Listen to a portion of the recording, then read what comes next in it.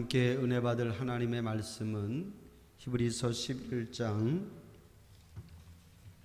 27절의 말씀입니다. 히브리서 11장 27절 이어서 출애굽기 10장 24절에서 26절의 말씀입니다. 믿음으로 애굽을 떠나 왕의 노함을 무서워하지 아니하고 곧 보이지 아니하는 자를 보는 것 같이 하여 참았으며. 아멘. 출애굽기 10장 24절에서 26절. 바로가 모세를 불러서 이르되 너희는 가서 여호와를 섬기되 너희의 양과 소는 머물러 두고 너희 어린 것들은 너희와 함께 갈지니라. 모세가 이르되 왕이라도 우리 하나님 여호와께 드릴 제사와 번제물을 우리에게 주어야 하겠고 우리의 가축도 우리와 함께 가고 한 마리도 남길 수 없으니 이는 우리가 그 중에서 가져다가 우리 하나님 여호와를 섬길 것이며 또 우리가 거기에 이르기까지는 어떤 것으로 여호와를 섬길는지 알지 못함이니이다. 아멘. 이제 우리 어승미 선생님께서 플룻 연주를 해주시겠습니다. 마라나타 곡입니다.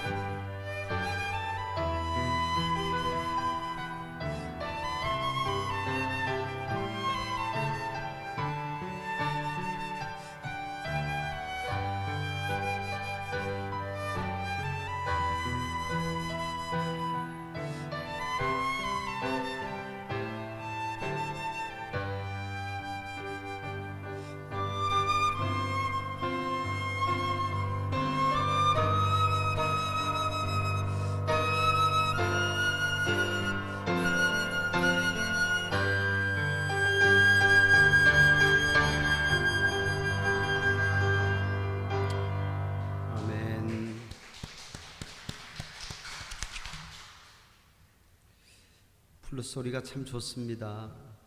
은혜로운 우리 연주 선생님 감사드립니다. 할렐루야. 오늘도 또 이곳에 참여한 우리 성도들, 또 우리 많은 성도들이 오늘도 온라인으로 예배를 함께 드리고 있습니다.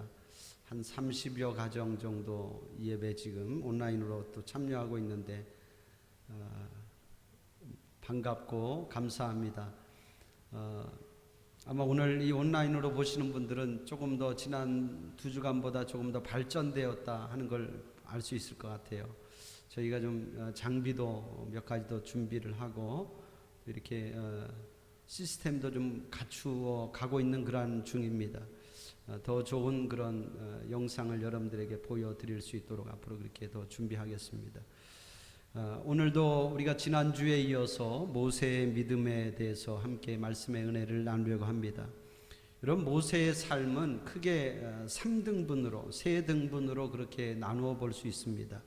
모세가 총 120세를 살았는데 모세의 삶은 정확하게 40년씩을 끊어서 3등분으로 나누어집니다. 태어나서 처음 40년은 애굽의 궁궐에서 왕자로 40년을 살았죠. 그리고 두 번째 40년은 미디안 광야에서 양을 치는 일을 하면서 40년을 살았습니다. 그리고 마지막 40년은 이스라엘 백성과 함께 광야에서 40년을 보내었습니다. 우리가 지난주에 본 모세의 믿음은 모세의 삶 전반에 걸친 그런 믿음이었습니다. 지난주 히브리서 11장 24절에서 26절의 말씀을 보았는데 제가 3가지를 여러분들에게 말씀드렸습니다. 기억하시는지 모르겠습니다. 3가지를 말씀드렸는데 하나는 거절하고, 그리고 두 번째는 좋아하고, 세 번째는 바라봄이라. 그게 이제 모세의 삶을 이야기하는 거예요. 모세의 삶이고 모세의 믿음입니다. 믿음의 첫 번째는 거절하는 것이다. 그래서 거절해야 할 것은 거절하는 것이다. 그렇습니다. 모세는 그는 애굽이 주는, 애굽의 궁궐이 주는 그런 낙과 즐거움과 보화를 거절하였다. 그리고 그를 길러준 어머니 바로의 딸과의 관계도 거절하였다는 것입니다. 두 번째, 그는 좋아했습니다. 뭘 좋아했느냐? 하나님의 백성들과 함께 고난당하는 것을 좋아했더라. 그런데 놀라운 것은 모세가 그렇게 하나님의 백성들과 함께 고난당하는 것을 히브리서 기자는 그리스도를 위한 고난이었다, 그리스도를 위한 능력이었다, 그렇게 말하고 있는 것입니다. 모세는 그랬습니다. 그가 얼마든지 편안하고 안락한 삶을 살 수 있었지만 그는 모든 것들을 다 거절하고 그리스도를 위해서 고난받고 능욕당하는 쪽을 더 좋아하였더라. 마지막 세 번째는 바라봄이라. 그렇습니다. 모세가 이렇게 할 수 있었던 이유는 뭐냐? 그것은 그가 우리와 다른 사람이어서가 아니라, 그가 믿음이 우리와 다른, 믿음이 엄청 좋은 그런 사람이어서가 아니라 하나님의 상을 바라보았기 때문이다. 하나님이 주시는 상급을 바라보았기 때문이라는 거죠. 이게 모세의 전반적인 삶이고 믿음입니다. 이제 오늘은 히브리서 11장 27절 한 절의 말씀을 가지고 함께 은혜를 나누려고 합니다. 자, 우리 히브리서 11장 27절 한 절인데 한 목소리로 다시 한번 같이 읽어보겠습니다. 시작. 믿음으로 애굽을 떠나 왕의 노함을 무서워하지 아니하고 곧 보이지 아니하는 자를 보는 것 같이 하여 참았으며. 자, 이 히브리서 11장 27절의 말씀은 조금 더 구체적으로 말씀드리면 모세의 삶의 3등분 가운데 마지막 등분에 해당되는 그런 말씀이에요. 그가 미디안 광야의 생활을 접고 하나님의 명령을 따라서 그의 동족을 애굽에서 구원해내는 그러한 이야기입니다. 오늘 말씀 속에 모세의 믿음을 보여주는, 또 오늘 말씀에도 몇 가지 중요한 단어들이 나옵니다. 첫 번째는 떠나라는 말이고, 두 번째는 무서워하지 아니하고, 세 번째는 보는 것 같이 하였다. 오늘도 이 단어들을 중심으로 모세의 믿음에 대해서 말씀드리겠습니다. 첫 번째, 떠나입니다.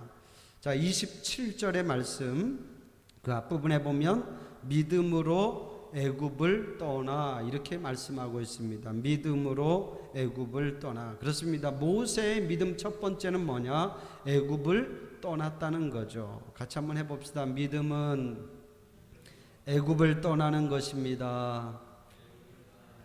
여러분, 성경에 보면 모세가 애굽을 떠나는 것이 2번 나옵니다. 애굽을 떠나는 이야기가 2번 나오는데, 먼저 첫 번째는 모세가 40년 궁궐 생활을 마치고 미디안 광야로 떠날 때이죠. 사실 그때 모세는 그가 원해서 의도해서 떠났던 것은 아닙니다. 하루는 그가 궁 밖에 나갔다가 어떤 애굽 사람이 자기 동족을 죽이는 것을 보고는 그 애굽 사람을 죽여서 아무도 모르게 모래에 이제 감추어 버리죠. 그런데 나중에 보니까 그 일이 그만 탄로가 나고 드러나고 말았습니다. 모세는 더 이상 애굽에 살 수가 없어서 그는 애굽을 떠날 수밖에 없었죠. 그게 모세가 첫 번째 애굽을 떠난 이야기이고, 두 번째 모세가 애굽을 떠나는 것은 그리고 나서 40년이 지나서 이스라엘 백성들을 이끌고 하나님이 약속하신 땅 가나안으로 가기 위해서 애굽을 떠난 일입니다. 오늘 본문에서 모세가 믿음으로 애굽을 떠났다 하는 것은 두 번째 애굽을 떠난 그 사건을 말하고 있습니다. 그가 이스라엘의 지도자로서 백성들을 이끌고 애굽에서 떠난 일입니다. 그런데 히브리서 기자는 그 애굽을 떠난 일이 믿음으로 행한 일이다 이렇게 말하고 있다는 거죠. 왜 그 일을 믿음으로 행하였다, 믿음으로 떠났다 이렇게 말하고 있을까? 그것은 무슨 얘기냐면 떠나는 그 과정이 결코 믿음이 없이는 불가능한 그러한 일이었기 때문입니다. 출애굽기에 보면 그 떠나는 과정이 잘 설명되어 있습니다. 모세가 하나님의 명을 받들어 바로 앞에 섰을 때 모세는 어떻게 하든지 이스라엘 백성들을 애굽에서 끌고 나오려고 하고, 또 그에 반해서 애굽의 바로 왕은 어떻게 하든지 이스라엘 백성들을 붙잡아 두려고 했습니다. 결국 하나님이 어떻게 합니까? 애굽에 10가지의 재앙을 내리죠. 말로 해서는 안 되니까 애굽에 10가지의 재앙을 내리는데, 그 재앙 가운데에서도 재앙을 당하면서도 바로는 순순히 이스라엘 백성들을 내어주지 않습니다. 한 재앙이 있을 때마다 모세를 불러놓고 그래 내가 잘못했다, 내가 보내줄 테니까 이 재앙을 좀 멈추게 해달라, 그렇게 모세에게 부탁하죠. 그래 모세가 멈추게 하면 그 다음엔 또 바로가 마음이 또 변해버립니다. 그리고는 내보내주지 않죠.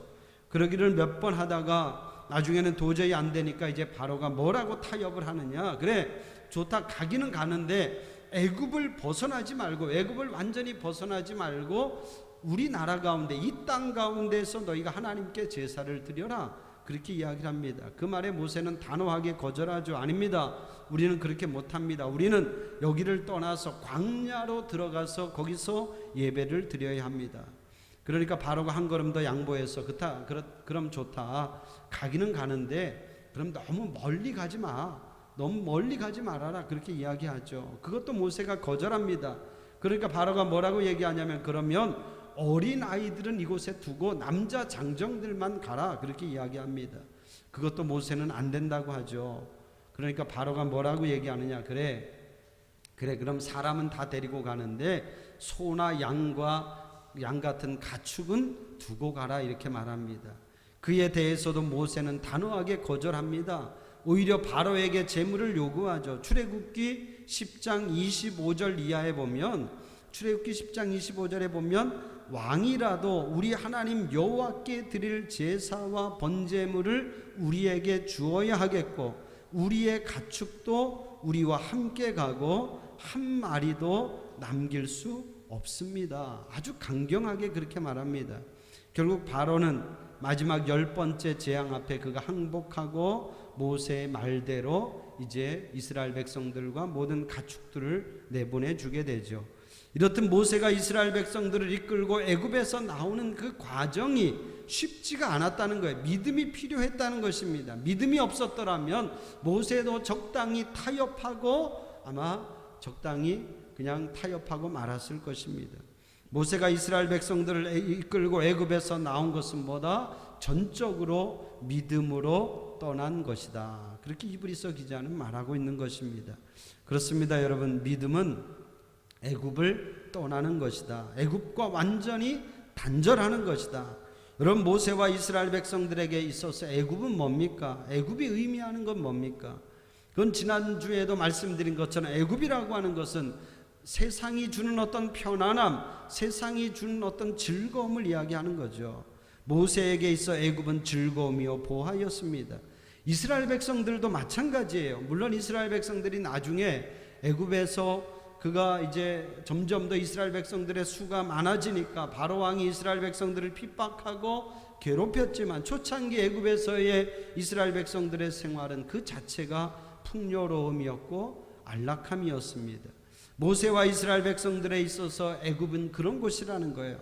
그런 애굽을 떠나는 것에서부터 우리의 믿음이 시작된다고 하는 그런 말씀입니다. 그런데 여러분, 오늘 이 말씀 속에 우리가 기억해야 되는 것은 뭐냐? 그렇게 그런 애굽을 떠나도록 마귀가 절대로 가만히 있지 않는다는 거죠. 우리가 애굽을 떠나도록 마귀는 절대로 우리를 가만히 두지 않는다고 하는 그런 말씀입니다. 오늘 출애굽기의 말씀처럼 애굽의 바로 왕이 여러 술수와 계략으로 이스라엘 백성들을 어떻게 하든지 애굽에 붙잡아 두려고 한 것처럼 마귀도 역시 우리가 애굽을 떠나도록 그냥 두지 않는다는 것입니다. 마귀의 술수는 바로 왕과 같다는 것입니다. 마귀는 늘 우리에게 그렇게 속삭입니다. 그래, 가기는 가는데 너무 멀리 가지는 말아라. 교회 가는 건 좋은데 너무 깊이 들어가지는 말아라. 예배는 드리는데 주일 낮 예배 한 번이면 돼. 교회 너무 많은 물질을 드리고 많은 시간을 드릴 필요 없어. 당신은 믿어도 우리의 애들에게는 신앙을 강요하지 말아라. 그럼 마귀는 이렇게 우리를 신앙의 더 깊은 자리로 나아가지 못하도록 방해하고 우리를 괴롭히고 있다고 하는 그런 말씀입니다. 그게 마귀가 하는 술수이다. 이런 마귀의 술수는 예나 지금이나 같습니다. 우리로 하여금 온전한 신앙생활을 하지 못하도록 방해하며 어떻게 하든지 한 발을 애굽에 두도록, 두 발 다 애굽을 떠나는 것이 아니라 어떻게 하든지 한 발을 애굽에 두어서 한편으로는 세상이 주는 낙도 즐기고 한편으로는 적당히 신앙생활을 하도록 하고 있다는 거죠. 그게 마귀의 술수이다. 여러분, 그렇습니다. 여전히 우리가 애굽의 미련을 두고 있는 한 우리는 하나님이 원하시는 그런 신앙생활을 할 수가 없습니다. 주님도 우리에게 분명하고 단호하게 말씀하십니다. 너희가 하나님과 재물을 겸하여 섬길 수가 없다. 할렐루야. 여러분, 신앙생활이 그런 거라는 거예요. 물론 우리가 신앙생활을 쉽게 하고자 하면 얼마든지 쉽게 할 수 있지만, 적당히도 할 수 있지만, 그러나 주님이 우리에게 원하시는 신앙생활은 뭐냐? 애굽을 완전히 떠나는 것이다. 할렐루야. 애굽을 완전히 떠나는 것이다. 여러분, 축복하기는 여러분의 믿음 생활이 더 단단해지고 더 견고해지기를 주님의 이름으로 축복합니다. 이왕이면 하나님의 은혜의 강에 우리가 푹 빠져서 그렇게 신앙생활 할 수 있기를 주님의 이름으로 축복합니다. 참 믿음은 뭐냐? 애굽을 떠나는 것이다. 믿음으로 애굽의 끈을 끊어버리는 것이다. 그게 모세의 첫 번째 믿음입니다. 두 번째,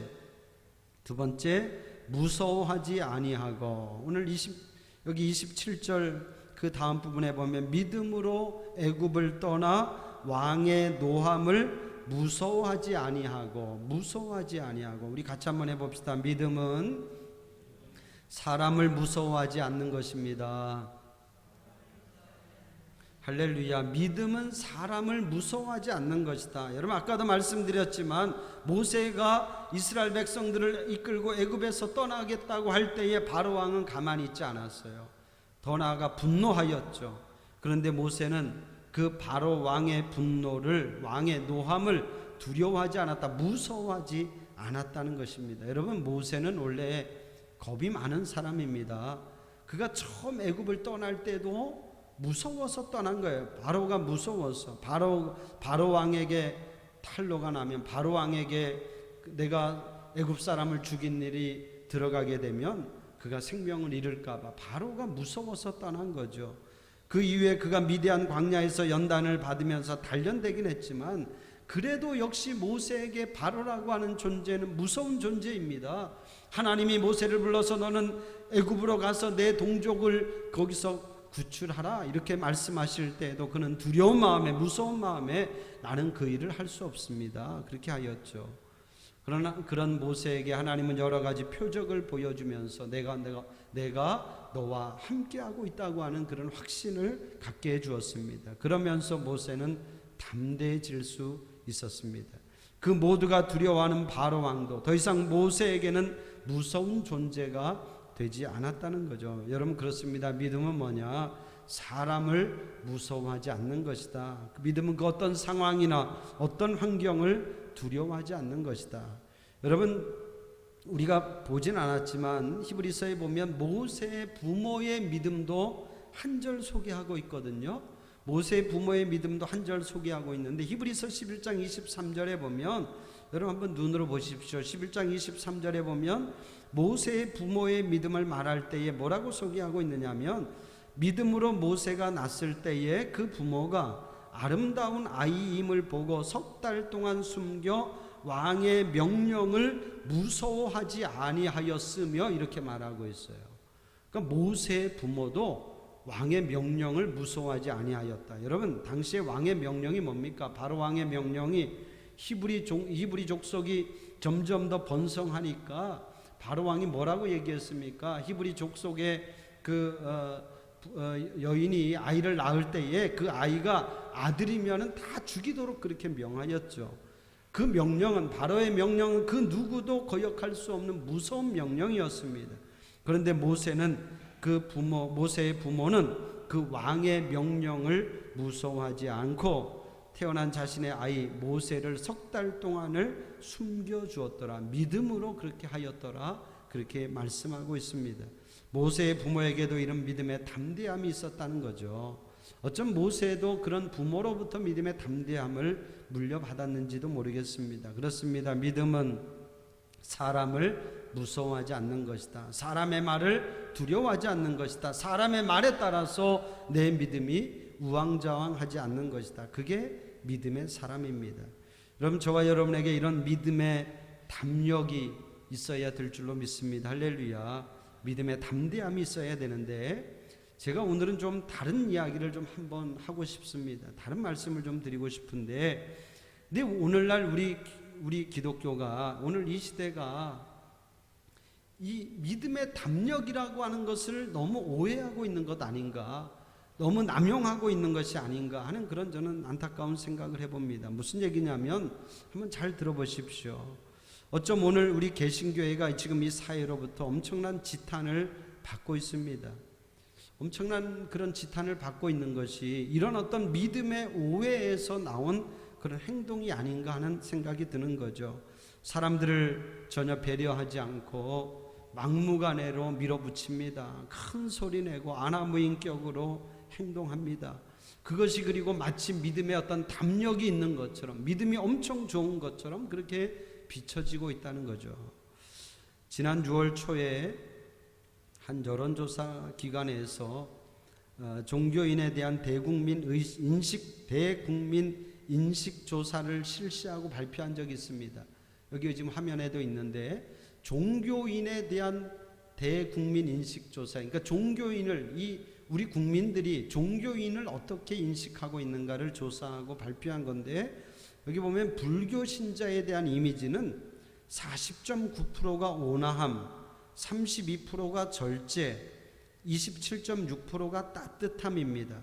천주교 신자는 어떻게 생각하느냐? 34.15%가 온화함, 29.7%가 따뜻함, 23%가 윤리적이다. 이렇게 이해합니다. 그러니까 아주 긍정적인 이미지가 강해요. 그런데 개신교 신자에 대한 이미지는 뭐냐? 참 충격적입니다. 32.2%가 개신교 신자하고는 거리를 두고 싶다. 30.3%가 개신교 신자는 이중적이다. 29.1%가 개신교 신자는 사기꾼 같아. 이렇게 국민들이 우리 종교인들을 이렇게 인식하고 있다는 거예요. 참 저도 이 통계를 보면서 너무 가슴이 먹먹하고 답답했습니다. 어떻게 우리 개신교회가 이렇게 되었을까? 참 안타까운 마음입니다. 이런 결과를 저는 변명하기보다는 정말 우리 개신교인들이, 우리 기독교인들이 회개해야 할 일이라고 생각합니다. 왜 이런 결과가 생겨났을까? 물론 우리 기독교 신앙이 유일신 믿음이고 오직 예수 그리스도로만 구원받는다고 하는 어떤 교리의 절대적인 면 때문인 것도 분명 있습니다.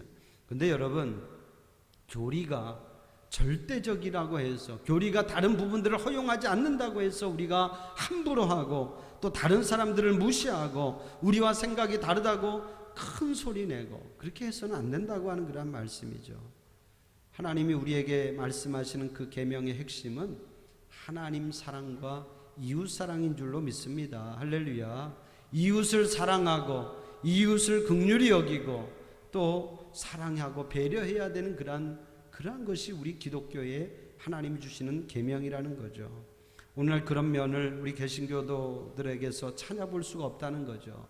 그렇게 사람들에게 인식되어져 가고 있다는 것입니다. 왜 그럴까? 그는 저는 믿음의 담력을 잘못 활용하고 있기 때문에, 믿음의 담대함을 잘못 활용하고 있기 때문이라고 생각을 해요. 믿음이 담대하다고 하는 것이 마치 다른 사람들은 눈에 보이지 않습니다. 그리고 이 사회를 그냥 혼란에 빠뜨리고 이웃의 생명을 위협하고 무슨 순교를 각오하는 자들처럼 그렇게 외치는 것, 그게 절대로 믿음의 담력이 있는 것은 아니다. 그것은 무례한 행동이고 오히려 이 사회를 혼란에 빠뜨리는 그러한 일이라고 하는 그러한 말씀이죠. 제가 지난주에 부산의 목사님의 어떤 한 목사님의 글을 여러분들에게 소개해 드렸는데, 그런데 오늘도 한 목사님, 지난주에 우리 언론에 소개가 된 천안에 있는 어떤 한 교회 목사님의 글을 여러분들에게 소개해 드리려고 합니다. 여러분, 이분들이 다 지난주 부산의 목사님도 그렇고 천안의 목사님도 감리교회 목사님이에요. 여러분, 우리 감리교회가 참 괜찮은 교단입니다. 할렐루야. 그리고 괜찮은 목사님들이 참 많아요. 이 목사님이 천안에 있는 안서교회 고태진 목사님이라고 하는 분인데, 이 목사님이 손수교회 현관문에다가 자필로 쓴 글이 방송에 화제가 되었어요. 그 내용이 이런 이야기입니다. 우리 기독교인은 예배를 드리면 죽인다고 목에 칼이 들어와도 목숨을 걸고 예배 드리는 것이 신앙입니다. 할렐루야, 맞는 말씀이에요. 그런데 그 다음에 글이 반전이죠. 그런데 그 예배가 칼이 되어서 이웃의 목숨을 위태롭게 하면 예배를 중단하는 것이 신앙입니다. 그래서 우리는 예배를 중단하고 가정 예배를 드립니다. 그런 이야기입니다. 여러분, 참 우리가 깊이 생각해 봐야 될 그런 말씀이라고 생각합니다. 우리가 믿음이 좋다고 하는 것이 뭐냐? 믿음의 담력이 있다고 하는 것이 뭐냐? 사람들을 무시하고 사람들의 생명을 위협하고 안하무인격으로 공공의 질서를 깨뜨리는 것이 결코 믿음이 좋은 것이 아니라는 거죠. 그게 우리 개신교의 신앙이 아니라는 것입니다. 여러분, 그렇습니다. 우리가 어떤 상황에서도 내 믿음을 지키는 것은 단호해야 되죠. 타협할 수 없는 일입니다. 만약 누군가가 너 신앙을 포기하지 않으면 너 목숨을 내가 살려두지 않을 거야 하면 우리는 단호해야 되겠죠. 정말 다니엘처럼 우리가 그 목숨을 내걸고라도 그렇게 우리가 신앙을, 믿음을 지켜야 되는 단호함이 있어야 됩니다. 그런데 자금의 이 상황은 그렇지 않다는 거죠. 자금의 이 상황이 우리의 신앙을, 믿음을 포기하라는 것도 아니고 예배를 포기하라는 것이 아니라는 거죠. 여러분, 꼭 현장에서 예배를 드려야지만 그 사람이 믿음이 좋은 사람이냐? 오늘도 그렇게 많은 교회들이 있어요. 이 상황에서도 현장 예배를 고집합니다. 그들은 현장에서 예배를 드리는 우리만이 의로운 자들이고 우리만이 온전한 믿음을 가지고 있다고 그렇게 말할지 몰라요. 그러나 여러분, 저는 그렇게 생각하지 않습니다. 저도 나름대로 굉장히 어떻게 보면 신앙의 틀과 형식을 중요하게 여기는 사람인데, 우리 믿음만 생각하면 우리는 모여 예배할 수 있죠. 그러나 지금의 이 상황은 그렇지 않다는 거죠. 우리가 어떤 모임이든 자제하고 또 절제하는 것이 맞습니다. 그렇다고 한다면 우리가 이웃을 위해서, 이 사회를 위해서 우리가 생명같이 여기는 그런 부분도 우리는 내려놓을 수 있어야 된다. 그게 저는 믿음이 좋은 것이다 생각합니다. 이건 저만의 생각이 아니라 제 말에는 별 권위가 없잖아요. 그러니까 제가 정말 권위 있는 한 분의 말씀을 제가 인용해 보겠습니다. 우리 기독교에 존경받는 리차드 박스터라고 하는 분이 있습니다. 리차드 박스터. 영국의 청교도의 아버지라고 불리우는 분인데, 이분이 17세기 영국의 청교도들, 정말 믿음이 그렇게 좋다고 하는 영국의 청교도들을 위해서 요리문답이라고 하는 책을 썼는데, 그 내용 가운데 이런 글이 있습니다. 만일 위정자가 주일에 교회 모임을 금한다면 멈추어야 합니까? 이렇게 물었어요. 그러니까 성도들이 그렇게 묻습니다. 만일 위정자가 주일에 교회 예배를 모임을 금하게 한다면 그거 따라야 됩니까? 멈추어야 합니까? 그런 질문입니다. 지금의 상황과 같죠? 근데 거기에 이 박스터 목사님 뭐라고 이야기하느냐? 멈추어야 할 때가 있습니다. 어떤 때 우리가 멈추어야 되느냐? 전염병 감염이나 화재나 전쟁 등의 특별한 이유로 금하는 것과 상식적으로 불경스럽게 금하는 것은 경우가 다릅니다. 만약 위와 같은 특수 상황에서 위정자가 더 큰 유익을 위해서 교회 모임을 금한다면 그에 따르는 것이 우리의 의무입니다. 어느 한 주일이나 하나의 모임을 생략해서 더 많은 모임을 얻을 수 있다면 우리의 일상적 의무를 양보하는 것이 맞습니다. 여러분, 이 말이 무슨 진보적인 목사님이 한 얘기가 아니에요. 영국의 그 보수적인 청교도들의 아버지라고 하는 리차드 박스터라고 하는 목사님이 한 말입니다. 여러분, 그렇습니다. 많은 사람들은 지금 자금의 상황, 이 사회나 정부가 마치 우리가 싸워야 될 바로로 생각하고 마귀 사탄으로 생각하고 그 권위를 인정하지 않고 싸우려고 하고 있습니다. 여러분, 지금은 그 권위를 인정하고 존중하고 우리가 서로 협력해야 할 때라는 거죠. 여러분, 싸워야 될 대상은 따로 있습니다. 정말 우리가 싸워야 될 바로는 따로 있다는 거예요. 더 무서운 바로는 사실 우리 안에 있는 것이고 또 우리 가까이에 있는 것이 더 무서운 바로다. 우리로 하여금 온전한 신앙생활을 하지 못하도록 우리를 붙잡아 놓으려고 하는 그것이 바로라는 거죠. 그게 뭡니까, 여러분? 우리 안에 있는 육체적인 본능, 육적인 본능, 육체적인 쾌락, 여전히 끊어버리지 못하는 애굽의 그 즐거움, 지난주에도 말씀드린 것처럼 여전히 우리가 거절하지 못하는 취미생활, 여가생활, 오히려 저는 그런 것들이 우리가 싸워야 될 바로라는 거죠. 그런 것들과 우리는 영적인 싸움을 싸워야 됩니다.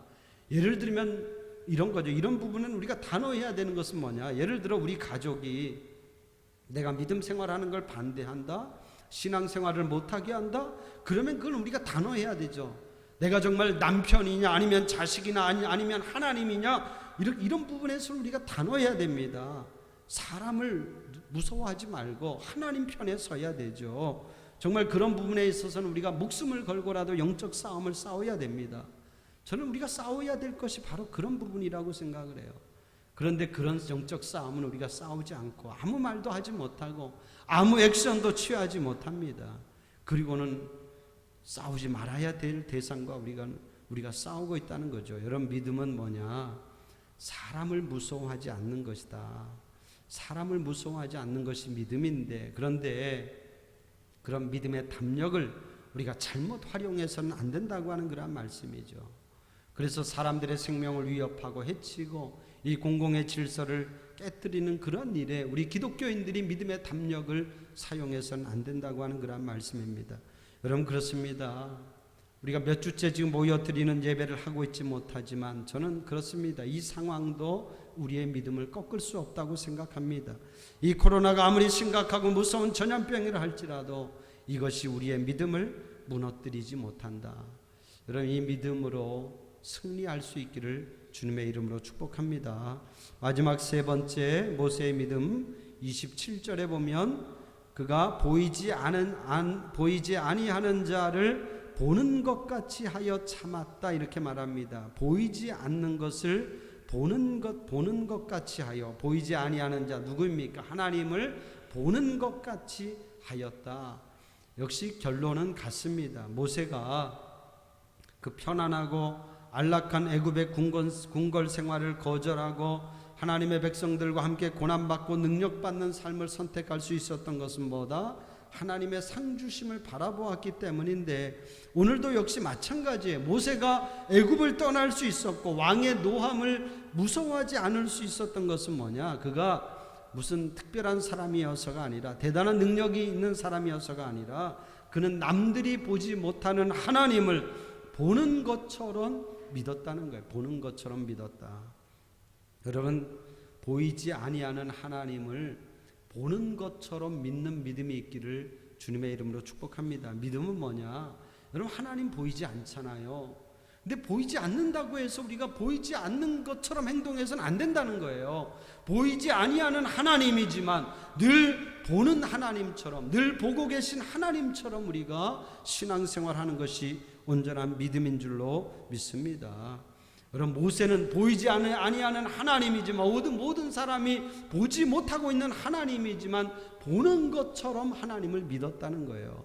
그가 바로 앞에 섰을 때에 그의 눈에 바로만 보였더라면 그는 아마 아무것도 할 수 없었을 것입니다.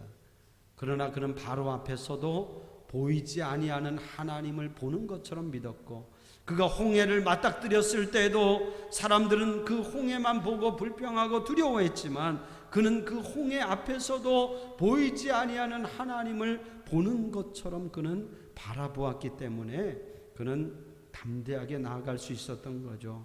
출애굽기 14장 13절의 말씀에 보면, 모세가 백성에게 이르되 너희는 두려워하지 말고 가만히 서서 여호와께서 오늘 너희를 위하여 행하시는 구원을 보라. 너희가 오늘 본 애굽 사람을 영원히 다시 보지 아니하리라. 이렇게 말씀하고 있습니다. 여러분, 이게 믿음이에요.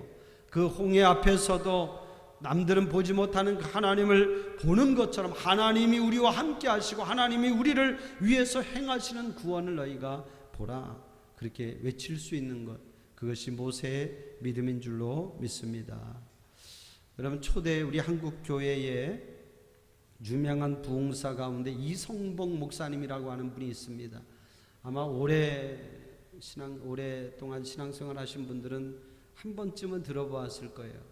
우리 한국교회 아주 유명한 그런 부흥사셨죠. 이성복 목사님이 계신데, 이분에게 아주 유명한 일화가 있습니다. 이건 무슨 일화냐면, 이 목사님은 항상 다닐 때 오른손을 이렇게 꽉 쥐고 다녔대요. 꽉 이렇게 주먹을 쥐고 꼭 쥐고 다녔대요. 사람들이, 성도들이 궁금해서 물었답니다. 한 번은, 목사님 왜 그렇게 오른손을 꼭 쥐고 다니세요? 그렇게 물으니까 이 목사님이 뭐라고 얘기하냐면, 이거는요, 제가 예수님 손을 꼭 붙잡고 다니느라고 이렇게 꼭 쥐고 다니는 거예요. 할렐루야. 그 목사님 그렇게 말했다는 거예요. 내가 예수님 손을 꼭 붙잡고 다니느라고 이렇게 꼭 주먹 쥐고 다니는 겁니다. 꼭 붙잡고 다니는 거예요. 여러분, 이게 놀라운 믿음이라는 거예요. 보이지 아니하는 하나님이지만, 보이지 아니하는 주님이지만 보는 것처럼, 그렇게 보는 것처럼 믿는 것이 믿음이다. 시편 23편에도 그렇게 말씀하고 있습니다. 내가 사망의 음침한 골짜기로 다닐지라도 해를 두려워하지 않을 것은 주께서 나와 함께 하심이라. 할렐루야. 주께서 나와 함께 하고 계시다고 하는 이 말씀, 여러분, 그렇습니다. 자금의 이 상황에서도 여러분 어느 곳에 가든 어느 곳에 있든지 주님이 여러분과 함께 하심을 늘 믿고 그 믿음으로 담대할 수 있기를 주님의 이름으로 축복합니다. 히브리서 11장에 나오는 모든 믿음의 사람들의 공통점이 있어요. 그건 뭐냐? 다 이런 공통점, 모세와 같은 공통점이 있는 거예요. 보이지 아니하는 하나님을 저들은 보는 것처럼 그렇게 믿었더라. 보는 하나님으로 그렇게 믿었더라. 저와 여러분에게 이 믿음이 있기를 주님의 이름으로 축복합니다. 오늘 세 가지 모세의 믿음을 여러분들에게 말씀드렸습니다. 첫 번째는 애굽을 떠나, 두 번째는 무서워하지 아니하고, 세 번째는 보는 것 같이 하였다. 할렐루야. 이게 모세의 믿음입니다. 이 믿음으로 이 환난의 때에도 승리하는 우리 모든 대성의 성도들 되기를 주님의 이름으로 간절히 축복합니다. 기도하겠습니다. 은혜의 하나님, 감사합니다. 오늘도 저희들 또 이렇게 예배할 수 있도록 인도해 주셔서 감사합니다. 하나님, 이 전염병이 확산되어서 저희들 이렇게 모여 예배할 수는 없지만 그래도 이렇게 온라인으로라도 또 우리가 이렇게 하나님 앞에 예배할 수 있으니 너무 감사합니다. 하나님 우리 성도들 믿음 약해지지 않게 하여 주시고 하나님 위축되지 않게 하여 주시고 이 환난의 때에도 또 하나님이 주신 은혜와 능력으로 또 잘 이기고 승리할 수 있도록 주님 도와주시옵소서. 주님이 늘 우리와 함께 하십니다. 우리와 동행하십니다. 어느 곳에 있든지 우리와 함께하는 주님 손 꼭 붙잡게 하여 주시고 주님 손 꼭 붙잡고 승리하게 하여 주시옵소서. 예수님의 이름으로 기도합니다. 아멘.